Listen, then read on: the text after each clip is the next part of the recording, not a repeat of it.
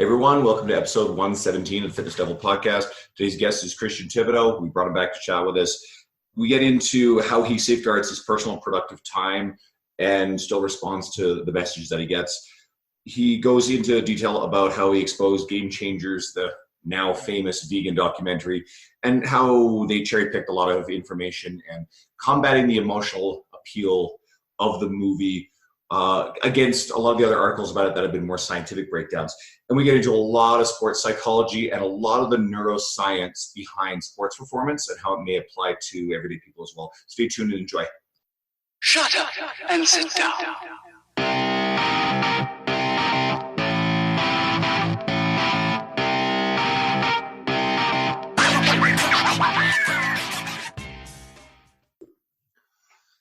Hey everyone, we have Christian Thibaudeau returning to talk with us. We're probably going to do a quicker one today. He wants to get off and watch a football game, so we'll try to be efficient. But if you're brand new to finding us, or you're finding Christian for the first time, he's a pretty sought-after strength coach from Quebec, prolific fitness writer for the last couple of decades, and welcome back. What have you been up to recently? Honestly, I don't remember. I mean, with the kid and my own training and traveling all around the world, it's kind of hard to keep tabs, but it's been good. It's been good. I think that I wrote a couple of nice articles recently, like the Game Changer article. Yeah. I've just completed one on transfer of strength and power to sporting skills with sport-specific exercises, which is kind of a hot topic. It's going to run probably next week, so the same week that this podcast is going to run probably. But besides that, it's the usual. I mean, I'm training people, training more and more athletes, which is what I love to do, which is cool because, as you guys know, I was originally a strength coach, and eventually I was kind of branded more body composition guy, and I move in that direction. But my true love is training athletes, and I have more and more high-level athletes working with at the moment, so that's pretty cool. It's kind of cool. We just had a podcast where we're talking about people who've done, I don't know, certain things that they're at a certain level where they're speaking and traveling. And the long short of it is, like, a lot of you guys and these people in these positions are still training and doing the job in which they entered the fitness industry for, which is not, like, I don't think that that's a commonly held belief. It's like, oh, Christian's just speaking. Like, you still do all of the same stuff you did. You just do more. If you look at it objectively, okay, yes, you can make decent money on the seminar tours, but it's not something that is taken for granted. Except for Polican, when he was doing it, very few of us can actually say, I'm going to do nothing and just do speaking and engagement, and that's going to last forever. The thing is that because of the renewal of the fitness crowd, people who didn't know, if you are new to the fitness industry, if I stopped writing, if I stopped coaching, you would have no idea who I was. So you would not pay to see me talk, to hear me talk. So you need to be still in the midst of things. You still need to train people. You still need to be in touch with your crowd, with your people you are talking to. To me, that's really important. And also, it is to stay intellectually honest. Yeah. How can you claim to be an expert at training people, yet you haven't trained anybody in 10 years? That just doesn't make sense to me. I'm not, of course, training the same volume I did, like when I was a full-time strength coach, when I would be training 1,000 person every year. But I still have, I would say, like 20 pretty high-level athletes and online clients I work with. So I still have my hands in the dough, so I can still experiment and still maintain a certain level of credibility. Because if the longer you stay away from all of that, the more you become disconnected and you stop evolving, and your ideas become set in stone, and that's never good in training.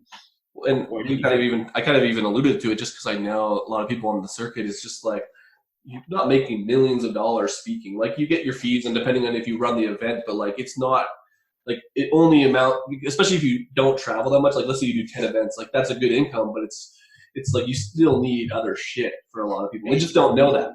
It's decent, but if you look, for example, at my own business, I mean, I have several employees, so the payroll is pretty expensive. So the seminars and all that stuff, it pays basically for everybody's paycheck. And then the product we sell, online coaching, the programs, that is what goes to the bank for the company. But the seminars, it's only like, I would say 25% of the income, even though I'm presenting twice a month anywhere in the world. Yeah, which is crazy. And speaking of, so we actually did sort of mention it briefly. I haven't yet publicly announced the lineup for Evolve Strength Symposium 2020. And so when we announced the lineup for 2019, you shot me a message because it's mostly Canadian presenters, and you're like, "Hey man, this looks great. You know, can I get in on this if the timing works?" But so what we settled on was to include you in the 2020 event. So people are crazy excited about seeing that. So yeah, September, the weekend of the 12th and 13th in 2020, you're going to be here in Edmonton, Alberta, and one of our presenters, our lead presenters in this thing. So I'm trickling out info. I haven't released yet publicly who the other people are. There's a lot of big names in our industry, a lot of prominent Canadians, and we're flying up one really notable American for this whole thing.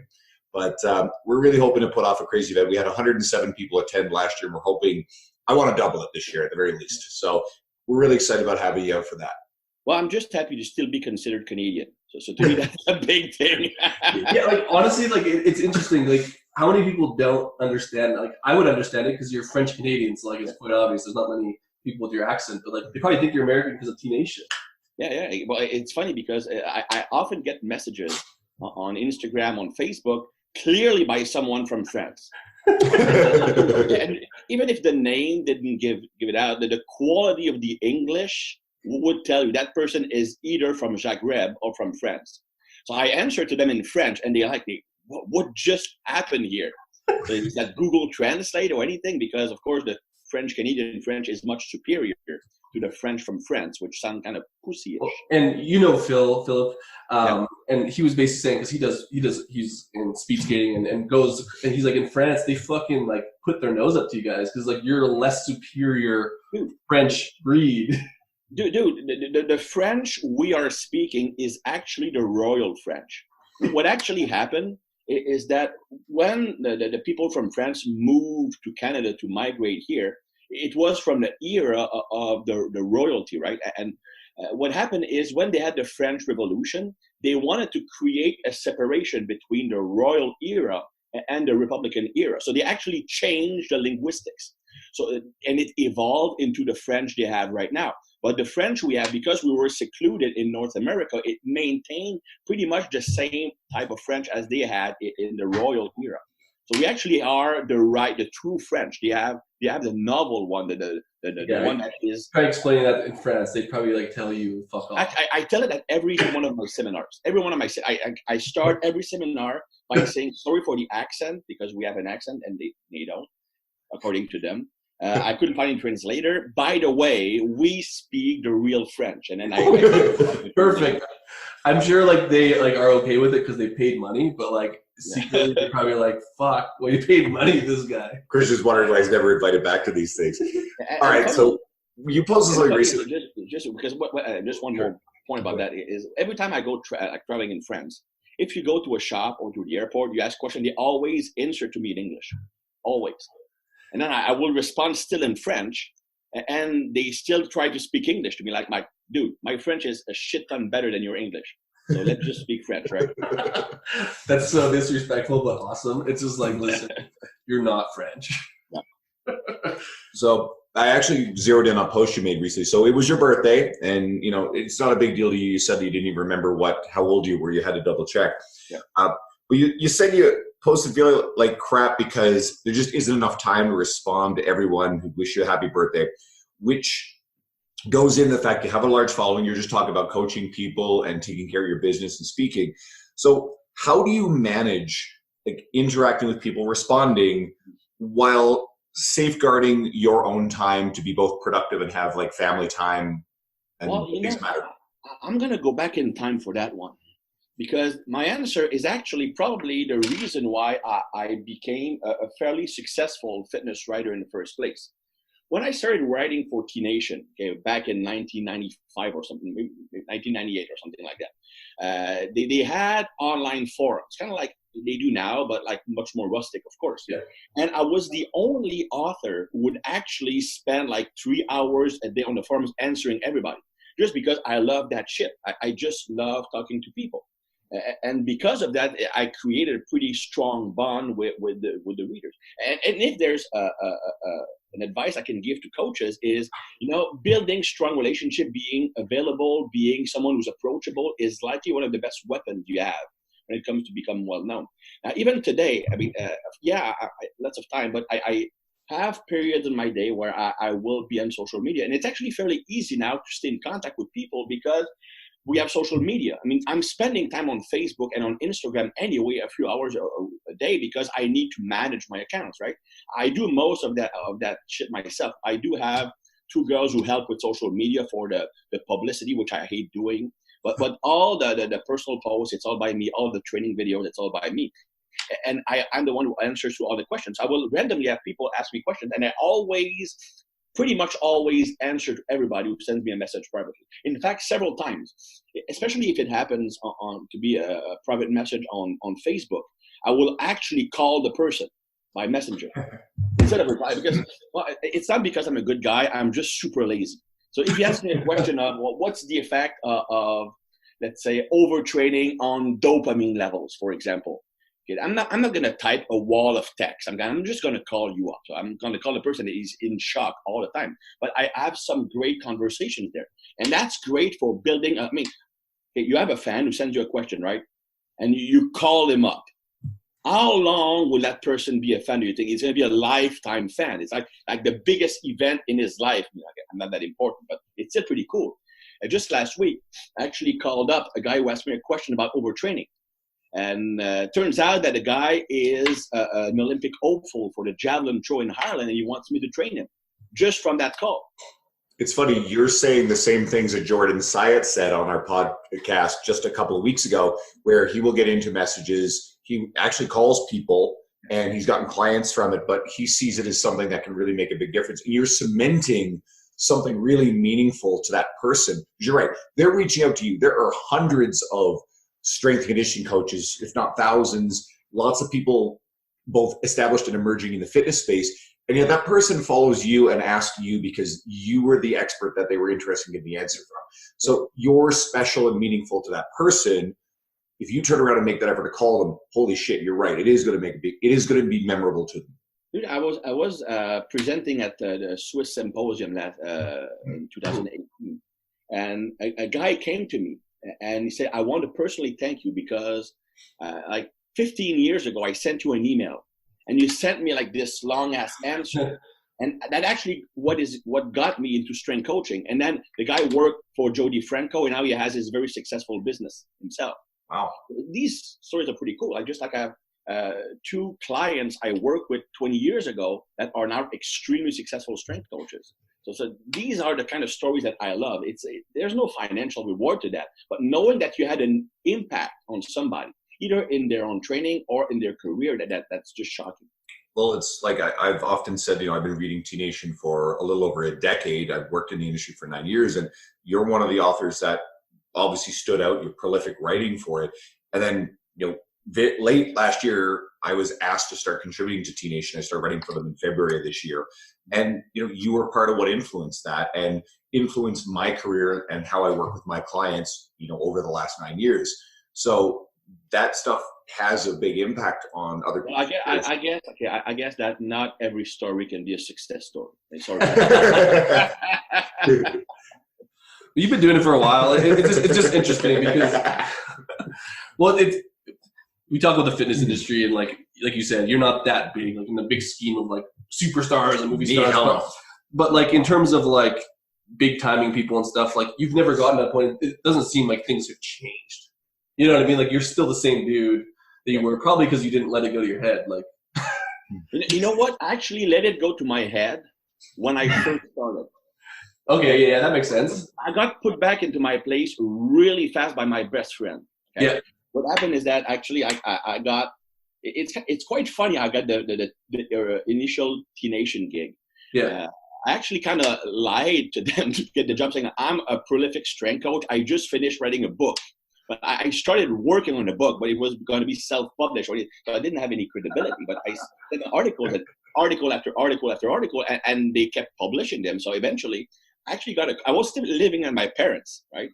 So I got a call at my parents' house. I have no idea how they got that number. I mean, it's impossible they got it from me. I didn't buy anything from them anyway. So it's weird how they got the number. So they offered me a full-time job, like full yearly salary. I was still in college. So, dude, I'm an expert. I'm writing with like Charles Poliquin and me, we are equal. And a few months later, my book would come out and I was walking like I was the shit. You know what I'm saying? Yeah. And my best friend, actually, it's funny because he made me clean up his house by making me guilty about acting like a hothead. I mean, it's a long story there. But I realized, you know what, dude, I mean, you're just writing articles about training and you're training people you live with your parents. Just are much more important things than that. I mean, you're not saving lives. That's another thing I had said to me because I'm actually a good person, but in person, sometimes I'm kind of a deadpan kind of guy. I mean, I'm no emotions. And I was training I was coaching this CrossFit girl, right? And I was like new emotions, and she was having a hard time with her snatch, pressing all of her snatches forward. And she got frustrated, but she said, you know what? Who do you think you are? You don't save fucking lives. So, okay, that put me back in my place again. That's so awesome. At the end of the day, we're just trying to get bigger and stronger. Like in the grand scheme of things, even when you do it with athletes, it's still pretty low in the importance pyramid of how the universe functions. Well, I look at it this way too. Whenever we're coaching anybody, especially if it's like you're talking about higher level athletes, but certainly anybody who's working with getting general population people started and going early on in life. Some of my clients bring in their kids and I expose them to the gym environment. You really are saving lives, enhancing the quality of life long-term down the road. And at the very front line of what ends up being the healthcare system, where a lot of money get dumped into later in life because of poor lifestyle habits and inactivity. So there is a very real argument to say that what we are doing has a really massive societal impact on improving people's physical and emotional well-being. And that's a cascading effect through society. So I would not discount too much of just how important we can be. That's especially true with the general population, though. Especially when you're working with young kids. I mean, that's a great point. I mean, and people always ask me, who was your favorite client to train? And it's not a pro hockey player, not a pro football player, not an Olympian. It was a 67-year-old guy from St. Louis who had a full hip replacement. And he actually went from not being able to walk, being able to play soccer with his grandchildren. So to me, that was like, because it was such a hard thing to get him from, I can't even stand up, to being able to run. It was a year-long event. And that to me, that required more skill and brought me more satisfaction than having someone win a gold medal. Yeah, no, I think that stuff's incredibly important. And I hope more coaches look at that and think about the impact you could have and why it is so important that with every interaction, especially early on with people, it's important to give these people a lot of time and effort and care, because if we falter in that, then they may fall back into their old behaviors, and you had an opportunity to set them up for a better life long term. That's a lot of pressure if you want to think about it that way. But honestly, I think we should put that kind of pressure on ourselves so that way we have more positive outcomes. I think it's also good to keep friends around that will call you shit out. Absolutely. Because I mean, like, yeah, well, you're helping. For that. Well, but exactly, it's like at the end of the day, like you said, you're a writer and you do some speaking things, but like you're not fucking Brad Pitt. You know what I mean? But like there is some, like, if you stay humble, then you start to still stay in the industry and try to have that effect, as opposed to thinking that you're a fucking rock star. When like generally most of the people in this are strength and conditioning coaches and personal trainers, which at the end of the day help people, but like you're not this big figure in the world. He's often mistaken for Vin Diesel, so yeah, like there's that. Like that's probably your biggest claim to fame. Yeah, that's how I get started. I mean, I'm brandable, easily brandable. Yeah, you're just a bald white dude. Like that's like every movie star. I actually don't write my own articles. You can tell by the way I speak that I don't write that shit. Chris writes all of my articles. Been doing that for 20 years. Let's actually speak about that, because like you've been writing articles for a while, and you always find a way to stay relevant. But the good one is like the documentary Game Changers has been, well, essentially a big topic for a few weeks, I think even a few months.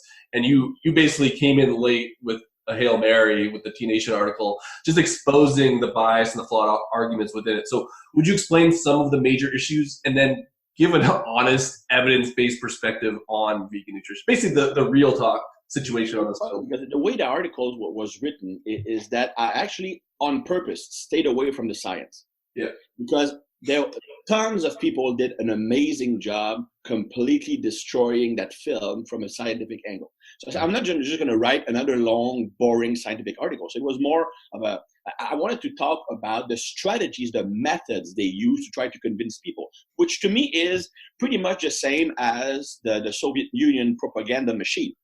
Basically, just cherry pick the fact and make and create stories. I mean, people want story, just like the end of Game of Thrones. People want stories that get them excited and they can believe in, and you package it in a way that will sound super smart. Like Game Changer, few people know this, but it actually took 5 years to create. Really? So in 5 years, you can design it just right for maximum effect. Not only that, it was created by a master storyteller who actually owns a vegan company producing vegan protein, a huge financial stake into selling more vegan products. So the biggest issue, in my opinion, and by the way, I'm going to start off by saying one stat. It's funny because I just posted this on my social media. I'm not going to drink mine because I pee in it. I just posted something on social media. The country with the highest highest rate of veganism is India, with 38% of the population is vegan, which is 20% more than the closest country. If you look at the life expectancy of India, it's 68 years of age. Compare that to the 3 countries with the highest rate of meat consumption per capita, okay? Uruguay, Argentina, and Hong Kong. Uruguay and Argentina average life expectancy of 77 years of age, 9 years more than in India. Hong Kong is 84. It's even higher. Now you could say, well, it's better healthcare system. It's better environment, better genetics. Okay, let's look at the countries next to India. Let's look at Vietnam. Average life expectancy, 76. Let's look at Nepal. I mean, fucking Nepal, right? 71, still higher than India. And then you look at Thailand, right next to India, 76. So even the countries right next to it, they have a much higher life expectancy. Then you can throw in Pakistan, which is right next to it. They have a slightly lower life expectancy at 67. But like war, bombs, and all that kind of stuff, that kind of lowers the life expectancy. But you know what? India is barely higher, 1 year higher than a country plagued with war and terrorism. Okay, so what I just did here is called cherry picking. Yeah, I just looked at random stats and put them into created a context so that I could actually have statistical power and try to convince you. That actually is pretty convincing argument. And you know what? The country with the highest rate of veganism has also a very low life expectancy, so vegans will die younger. That's what the documentary did. Okay. They took stats, they took quote unquote facts and presented them in isolation without any background and using that to try to convince you. For example, they said that gladiators, that's in the movie, okay? Gladiators, okay, I'm telling you, gladiators, what is the image in your brain? This big, burly dude, muscular, a beast, a manly man, right? Which is, in fact, it was really far from the truth. But still, so that's the image you're creating in your brain, right? But so gladiators were vegans. Well, you know what? I actually believe that because produce was really inexpensive. Gladiators were slaves. I'm not going to feed slaves that are sentenced to die in the arena the more expensive meat, fish, eggs, and all other perishable. And it would stick to veggies, to fruits, maybe a small amount of fruits, grains, because it's super cheap. But what they don't tell you is that gladiators, most of them were, so some were born slaves, but most of them were actually soldiers that were captured during war. And the most of their life, they ate a regular diet from the soldiers at that time, which included meat, fish, eggs. So if you live 28 years as a soldier or in a country where you can actually eat meat, then you live 1 year as a slave. Because that's the other thing, right? When you're a slave, the life expectancy is not that high. And it's not because you're vegan. It's because, well, you know what? You might run into a spear in the arena.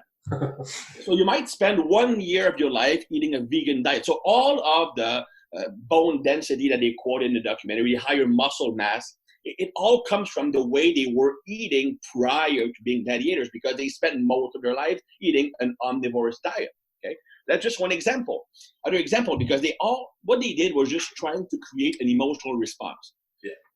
Diaz against McGregor, right? Yeah. So the evil meat eater against the good vegan. Of course, they use the good Diaz brother, because the one who beats his wife and takes steroids, that even though he's vegan too, that's not a good example. So they took the good Diaz brother and he beat the meat-eating bad guy. You know what? That's cherry picking. McGregor actually won the rematch. I know that they don't even bring that. That's silly. That's the definition of cherry picking. Like literally half a year later. McGregor did not stop eating meat before the rematch, and Diaz actually lost 11 other fights to fighters who were not vegans. Well, it's like the strongman thing, and I know you're going to bring that up, but they named the strongman, and I'm not that keen in on strongman stuff. I don't follow closely. I'd never heard of this guy, but there's Hafthor Bjornsson, the Mountain, and who else? Brian Shaw and Eddie Hall and all these guys, and these guys are all meat eaters over the careers, and they're better than this guy. You can't. What first? Patrick, first, he's an awesome dude. I mean, he honestly looks like the kind of guy you want to go on a drinking binge with. Yeah. He looks like a big Wolverine. It's kind of cool. But the guy he did compete in strongman competition, but not at a high level. First, his height would always be limited. I know, because he's the same height as I am, like 5'8". So you're not going to be able to be competitive in the real high level strongman competition. In powerlifting, it was decent, pretty good deadlift. But his deadlift is matched by 2, 5, 10,000 people. I mean, he's not special. He's special because he's vegan. And he's the exception, not the rule. I mean, I could easily use, and that's something I wrote in the article, right? Name 2 things that George St. Pierre, Wayne Gretzky, I mean, you mentioned, I did Wayne Gretzky because of you. So Wayne Gretzky, you have Matt Frazier, you can also have Michael Phelps. Okay, 2 things these guys have been, they are the best at their sports, in the history of their sport, and they were fast food eating dudes. Yeah. They ate a shit ton of fast food. I mean, I saw personally Matt Frazier at the CrossFit Regionals, because I was training with a guy who was actually who finished number 2 next to Matt Frazier that year. I was in the warm-up room 30 minutes prior to the last competitive one, which was a chipper with lots of running and all that stuff. And Frazier was eating a Big Mac and fries 30 minutes before the event, right? There are literally at least 10,000 more high-level athletes who eat fast food than athletes who are vegans. Yet you focus on the one athlete who has success as a vegan. I noticed they didn't mention Ilya Ilin, who's also a vegan lifter, Olympic weightlifter, because he got tested positive for steroids. I mean, that's one thing, right? Steroids, they can equalize pretty much everything, right? You can have an inferior diet and they can balance things out, especially if you have good genes. But the point is not to eat fast food. The point is that cherry-picking athletes to prove the superiority of a diet is stupid, because I can do that with any form of eating. And I'm pretty sure I can find one elite athlete who lives on photosynthesis. I'm going to sell that as a program, like live from the sun, right? That's like, it's a good, like you said, they play on stories, but like I wonder in my head, like did they try to make this like so stupid because it will still get more attention? Because like literally all of us are talking about it and like making fun of them, but like that makes it more popular. It's like the more stupid it is, the bigger it's like Elon Musk and this whole Cybertruck thing, right? Absolutely. Like I swear it's flat. Like even the Cybertruck, like I think that they know it looks stupid, but it's not going to be produced exactly like, they're going to make changes. Yeah, like they're going to have to. But like now everyone's talking about it because it looks fucking crazy. But like, is that I wonder if that's the intention, or if they're actually trying to like sell veganism? Because like really at the end of the day, like it may sell more of his protein, but like it's gonna do well anyways because vegans are crazy. So like, how much of it is that they can get to the end goal of talking about the protein because it's biased? There's no one to talk about the protein if it was good science. Here's the flaw. We are thinking that this stuff is geared towards people like the three of us, and people who listen. And there's the flaw. It is geared towards the general population that buys into Gwyneth Paltrow's Goop website and Dr. Oz's charlatan bullshit and David Avocado Wolf stuff, and all these other people who are peddling quick, easy fixes to complex problems, something that we are as an industry trying to fight. So we fail to look at it outside of the lens at which we look at the world. We have to remember who are the populace that they're targeting. And I think Cameron did make this movie with the intent to be as, like, I'm sure there's obvious bias and cherry picking, but it was designed to try to make people make changes. Whereas I think Musk with the Cybertruck, I think that was absolutely a calculated stunt to sell and get attention without spending $1 on marketing. Yeah, right. I mean, it makes sense. And you know what? And that's something I wrote in the article. I mean, to me, the game changer is not like CrossFit. Okay? CrossFit is excessive. We had a podcast about that. Yeah. I mean, I love training CrossFit athletes. Of all the athletes I'm working with, the CrossFit athletes are the one I enjoy working with the most because it's such a complex problem. Look at CrossFit done at the moment, it will lead to more problems. The CrossFit, it cut for a moment. Yeah, that's you're okay. good. We're back. Okay.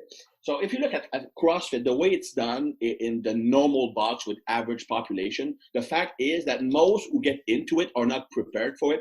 It's too extreme of a training program, of a training approach, and it more harm than done than good is done by having a general population person doing CrossFit. But CrossFit actually does many great things for training. It's more people deadlifting, squatting, cleaning, to snap base. It actually more people which you quit. We're getting a bad connection again. 1 second there, Christian. See if we can bring you back. Oh, you're good. Yeah. All right, you're good. So it's going to be one hell of an editing job for you guys. It's cutting quite a bit. Okay, so CrossFit actually brought more people to deadlift, to squat, to do the overhead press, to do cleans and yeah. The formula itself, in my opinion, when it comes to general fitness, it's not advised. But same thing with the game changer. Maybe if it gets people eating more natural food, more veggies, it's actually going to be a win. So to me, that's the one thing that the film did properly. And you're completely right that it focuses more so on the general population. And that's why they use the emotional angle, in my opinion. One thing I like to say is that you will never win an argument with facts when you're fighting with someone whose opinion is based on emotions. Yeah. So the documentary, what it tried to do was create an emotional response that will make people do changes. And the science in the documentary is completely misappropriated. They are using studies looking at an increase in carbohydrates consumption or an increase in vegetable consumption. But nowhere does the study study vegans. They only look at people with an omnivorous diet with increased carbs or increased veggies. They talk about inflammation, for example. And it's absolutely true that the overconsumption of red meat can actually lead to an increase in inflammation because of the arachidonic acid in the red meat. But nowhere does it talk about salmon. Nowhere does it talk about the lean meats, which do not have that inflammatory response. That's the problem. That's what I don't like about the documentary, because the documentary itself is actually much, much, much worse than being a vegan. And being a vegan is bad enough, but the documentary is much worse. Well, what I'll do is, because I know you're short for time, I'll tell everyone to go and actually read the article because it's great. I read it over myself. And you're right, it gets away from necessarily making a logical argument against an emotional argument. It breaks down some of the emotion and how the documentary is manipulated, the information is manipulated to get people to make changes based on emotion, not necessarily logic. So I guess what we can really quickly do is remind everybody where they can find you, and then we'll let you get your football game. I don't want to stop right now, dude. Oh, there you go. Okay, keep going then. I'm good with that. Yeah, let's keep you going. No. Next question. Come on, feed me. All right. Well, then what do we got for you? The Browns are playing the Lions, and they have their backup quarterback, so the Browns going to easily win that one anyways. Well, I got Landry, so you better keep throwing to him. Yeah, he has much better season than Beckham. Yeah, which is weird. It's like Beckham's getting worse, even though he's designed to be the best receiver in the league, and he just can't get it together. The big problem is that he's actually dropping pretty much everything that's been thrown at him. Yeah, he's open, but he doesn't make the catches he made last year or the years before that. Do you think that's because of his injury? Like, I know you're a sports science guy. Do you think do you think because of his, or do you think he's just done because he was in the right situation in New York? It could be that. It could be the system. I mean, but the thing is, the guy had surefire. If it was a system thing, he wouldn't get open. Yeah. Because the design, the system would not favor his style, the roots, or the combination with the receiver. And he's playing with the guy he played with in college. Yeah. So to me, it's not a system thing. I think it's a confidence thing. It's like Carey Price, who just got scored 6 goals for 2 games in a row. When the confidence is gone, with the fine motor skills are concerned, it can wreak havoc on your performance. And it doesn't take much for people like that. Price is weird. Both people have affected me because I have Landry, which he's getting more, and then I'm playing a guy in fantasy with NHL who has Price. So I'm pumped that Price is doing horrible. Dude, nobody should care. But like, it's so bad though. Like it's been really bad for 2 games.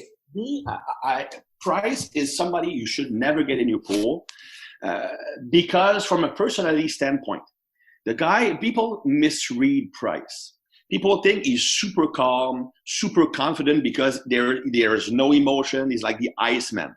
In reality, that is just a protective mechanism for people who have high anxiety. Because when you have high anxiety, you overthink, you think too much, and you want to avoid anything that will increase anxiety further. So you become super introverted, super protective of your emotion to not show weaknesses. You don't want to create connection with anybody because that could be an enemy. It could be turned against me. So a guy who's too stoic like that from experience is more someone who has a lot of inner anxiety. Now, Price is what I call a system goalie. Yes. Price is great when he does not have to go outside of optimal theoretical technique or positioning. When the defense in front of him plays the book, like close everything, the defense players are coming back quickly, easily, and he can simply judge his positioning based on where the puck is and where his defensemen are. The problem with Montreal is that this year, compared to last year, they really opened up their play. In fact, before the 4-game slump they are in, they actually ranked 3rd in the NHL in goals for on 5-on-5. They're very good at that because the defensive players are now going, like they are cheating quite a bit. They are supporting the offensive, they are supporting the attackers. They are late coming back and they are often out of position. Now Price has to do a Dominic Hasek. Okay? Dominic Hasek was great because he could simply adjust to any kind of shit you throw at him. He would just throw himself. He's a great, Patrick Roy was the same way. Okay. Now when you look at Price, he is someone who needs to play a system and he cannot go outside of his technical learning. That's a big problem with Price. That's actually quite fascinating because as soon as you started saying that, I immediately did think of Dominic Hasek. You know, he was always flopping around on the ice, but somehow I think he probably was the best goaltender to ever play the game in terms of some of his stats. There's just something really, really unique about him. Especially since he started really hold in the NHL. It's definitely much better. I don't think he was a starter until he was about 30 or 31, which is sort of weird. That's actually happened to a handful of goaltenders. I know we're often in sports and whatever, but it's interesting. Tim Thomas was a guy who kind of got a late start. And you get some other guys. Actually, I suppose we can pick your brain on this thought. If anybody remembers, there was a goaltender named Jim Carey. He was known as the Mask. And he was briefly very good. I think he either won a Vezina or was in contention for it, but then quickly flamed out. So what are some of your thoughts on the mental aspect of sports performance, especially guys who shine only to kind of bleed out? And then some of the athletes who have sustained long-term success. We're talking about hockey goalies. Henrik Lundqvist, I think, just became 5th all-time in wins for the Rangers. Matt Murray can play playoffs, but then in the season he's fucked up. You know what I mean? And even with Fleury fucking flops in the playoffs, but he's good for the whole season. So it's like, Well, Fleury's done pretty well in playoffs at times too, so he's a different. He had a great team in front of him, though. So yeah. So, any thoughts as it relates to certainly coaches and working with athletes about some of the mental aspects of sports performance, the things that can shake up confidence, why people can go from being great and perform well and then taper off really early in their careers? Well, to me, it's all about the inverted U hypothesis. Okay, it's the curve that explains in which mental state you will perform the best. For example, if the nervous system is not activated enough, it's quote unquote lazy, then you cannot perform properly because your muscle strength is lower, your speed is lower, the coordination is not as efficient, you're not as motivated, your mental awareness is not the same, you are not thinking as fast, so you underperform. Now, as your brain gets more and more and more activated, more amped up, mostly by adrenaline. So when you have adrenaline, it speeds up your neurons, it activates the beta-adrenergic receptors in the brain, in the muscles, in the heart, and that actually increases muscle contraction strength, it increases speed of contraction, it increases how fast you are thinking, it increases muscle tone to increase the strength, the coordination is better, you're more mentally aware, you are in the zone. So people think that the more activated you are, the better it is. It's not true, because athletes do not choke because they are underactivated. No athlete has ever choked because their brain is not activated. Because when you're playing a game, adrenaline is at its highest. You always choke under pressure when your nervous system becomes amped up so much, you actually lose control of your thought process. So here's what happens. So when your brain starts to get amped up, your muscles are contracting harder. But if you overactivate your brain, instead of contracting harder, the muscles become tight. Because what happens, and you notice that when you are under high adrenaline, your muscles are harder. The muscle tone is higher because it's easier for the nervous system to go from a state of partial contraction, which is what a higher muscle tone is, to maximum force. If the muscles are a low muscle tone, it's much harder to go from low muscle tone to maximum voluntary force development. So as you are amping the brain up, muscle tone increases. But if it increases too much, the muscles become tight. That affects your motor pattern. That affects your technique. Your muscles are, try to do a golf swing when everything is tight. Try to sprint when your hamstrings and your flexors are tight. It's going to change your mechanics. So that's the first reason. Then when you are not activated, your brain, you're not focused, you're not concentrated, you're not thinking fast. But as you are amping adrenaline up, you're thinking faster, you're reacting faster, I'm making connection faster. But if I'm amping my brain up too much, I'm overthinking, overreacting. So now I'm reacting a split second too fast or to the wrong stimulus, and I'm overthinking. So instead of just reacting, I'm analyzing. If I'm a goaltender, I'm starting to, okay, will he shut to my right, to my left? I'm done. So everything that goes wrong that makes you choke under pressure occurs because you cannot keep your brain in that ideal situation. And yes, you can train yourself to be better, but in reality, it has a lot to do with your brain chemistry. Okay, the more responsive you are to adrenaline, for example, or the less you are capable of degrading adrenaline, the more likely you are to choke under pressure. A typical player will have a hard time degrading or deactivating adrenaline, will be great in regular season games when pressure is much lower. But as soon as pressure kicks up in playoffs, for example, adrenaline becomes too high because now he produces a shit ton of it and he cannot deactivate it, so he reaches that excess activation state.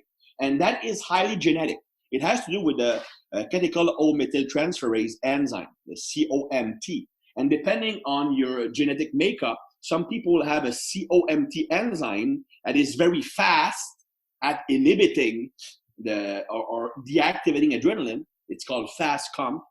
And you have those with a slow COMT, which takes a lot longer to deactivate adrenaline. So those with a slow COMT, they will have a much harder time staying in that optimum zone, because when they keep pumping out adrenaline, it stays alive in your system and you keep just pouring more and more and more. Whereas if you are quick at deactivating it, then you can just stay in that optimal level state much more easily. And that is genetic, but you also have the methylation cycle that's involved, and the methylation cycle is heavily influenced by stress and nutrition. So, for example, if you had a huge stress in your life, shit ton of cortisol, it's actually quite possible to mess up the methylation cycle. And the methylation cycle is key to deactivating adrenaline.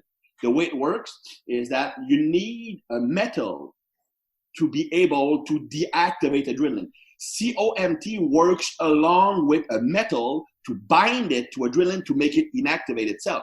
If the methylation cycle sucks, you are not producing as much metal donors, you will not be able to deactivate adrenaline quite as easily. And you have a person who will have anxiety, a person who cannot shut its brain down when it gets activated. So as long as the stress is not excessive, that's not a problem.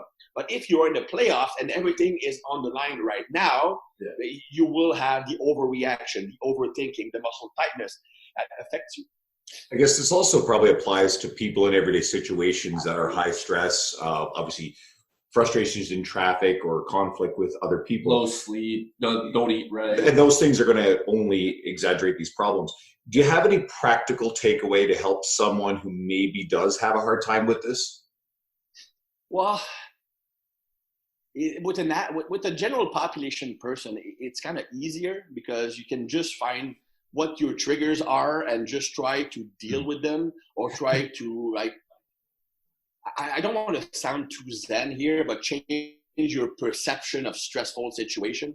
In reality, it's really hard to do. Nutrition supplementation can help to a point.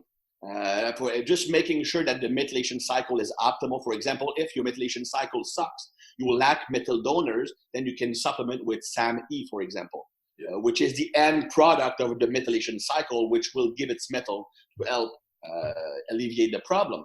You could also use magnesium, for example. Magnesium will dislocate adrenaline from its receptors, allowing you to not stay overactivated for too long.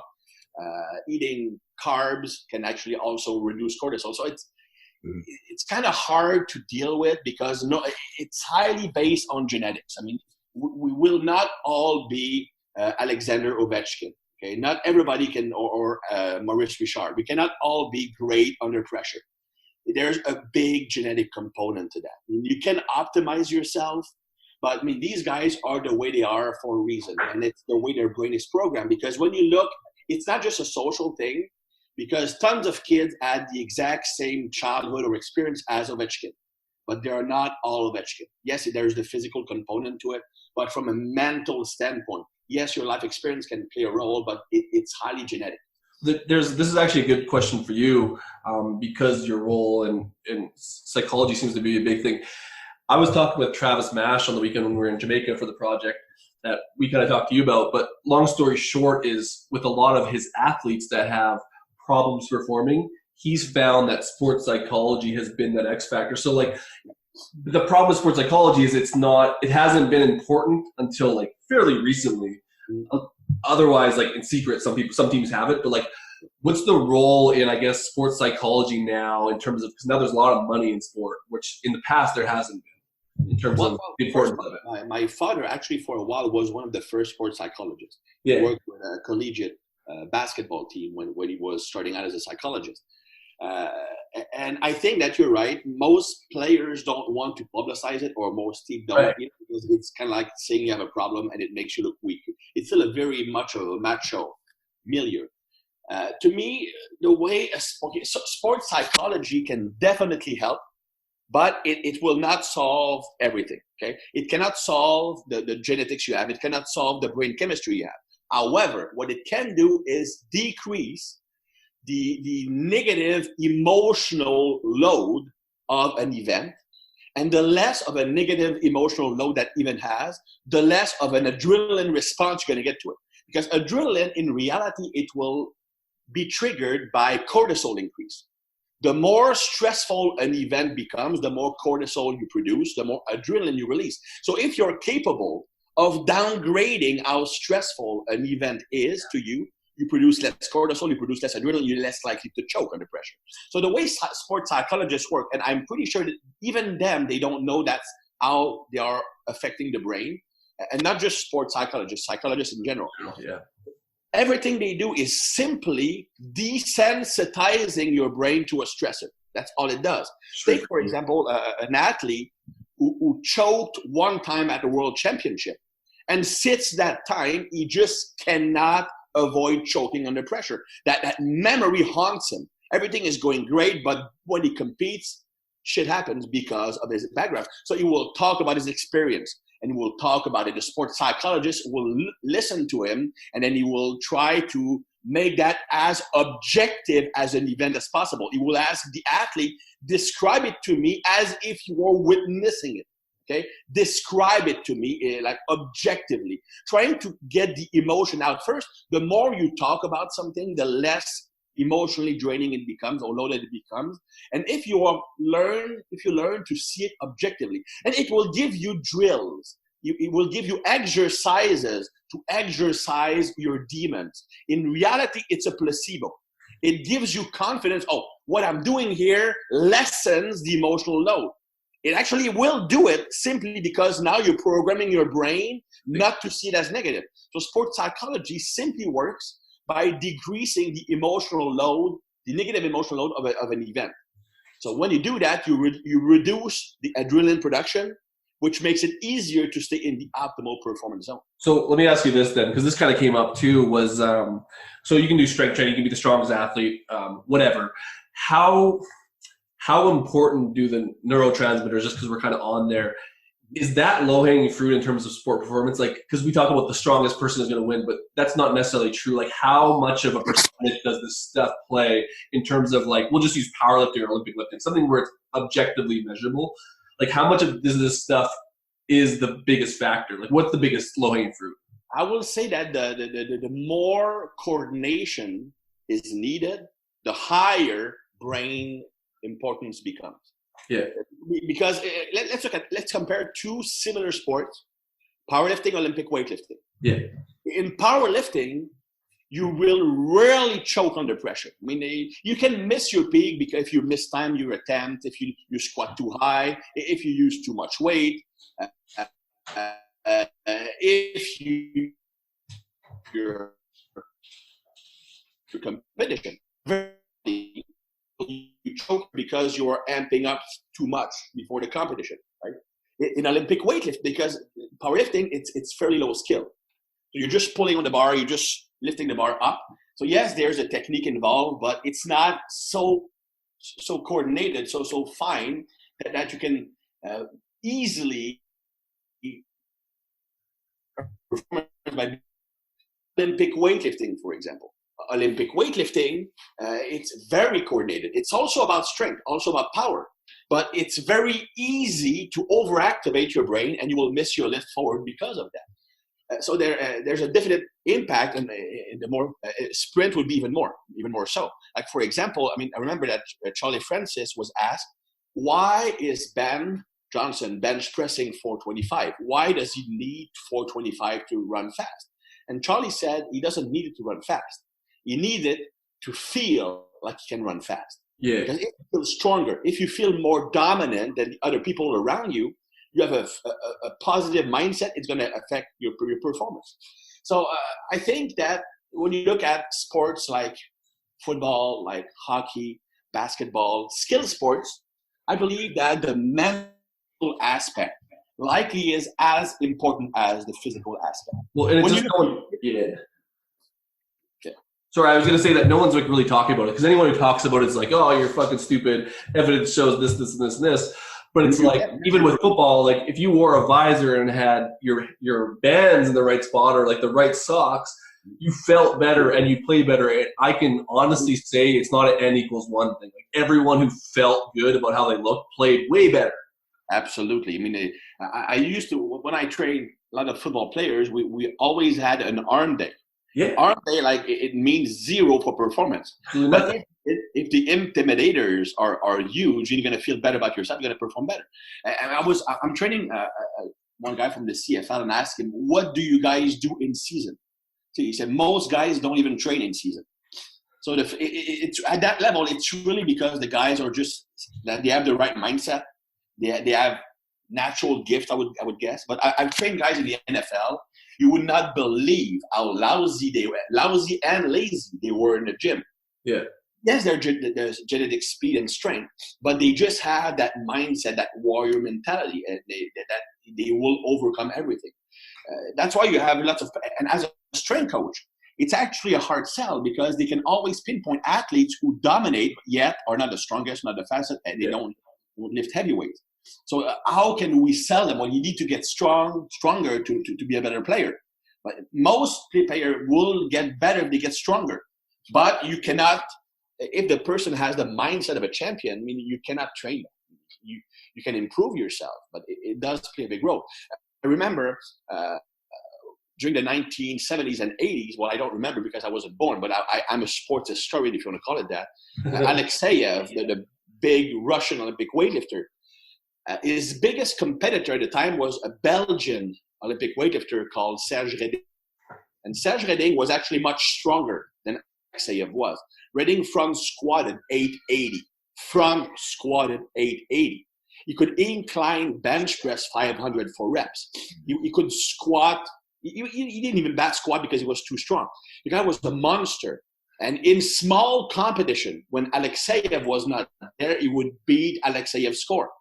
But when they competed against each other, he would always crumble under pressure because Alexeyev just had the mindset of a champion. Alexeyev actually did not squat heavy. He did not lift heavy at all in training. And that's another thing, right?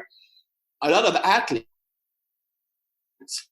who lack confidence in strength sports, athletes who lack confidence in strength sport, they often will mess up their performance by training too heavy and too hard for the month before the competition.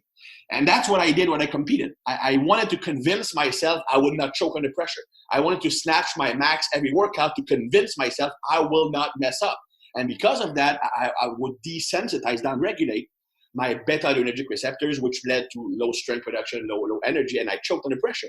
So that's the thing, right? The more people who are naturally confident, they don't feel the need to test themselves out in training. Training is not testing. I mean, I'm working with two athletes. Well, I will use these two athletes because they are drastic opposites. Like Gab, the bobsleigh guy, he needs to max out every week. The guy, I will write on a program an RP of 8, and he will squat up like in 5 seconds with the eyes popping out of their socket. I say, dude, I said 8. Well, that's an 8. It's not an 8. It's like a 10.5, right? This needs, and he has a hard time during testing events because he trains so heavy for the weeks prior to the test that he comes run down. Even when I program, don't go heavier than this. I went for 250 squats. But I did. And when you look at the other guy, he's an international track cyclist. And Hugo actually is kind of lazy, quote unquote, in training. I mean, if I don't tell him to put more weight, he will not put more weight on. Because the guy knows that, when it's time to perform, I will always be there. So he doesn't kill himself in training. Same thing on the track. He doesn't kill himself like some of the other guys do. And they also, well, if you push harder, you'd be better. No, if I pushed harder, I would be broken. But you need confidence to know, you know what? Even if these guys beat me in training, when we're competing, I'm going to kick their ass. But you need confidence to do that. So that's another aspect where psychology plays a role. It's not just psychology in being tough under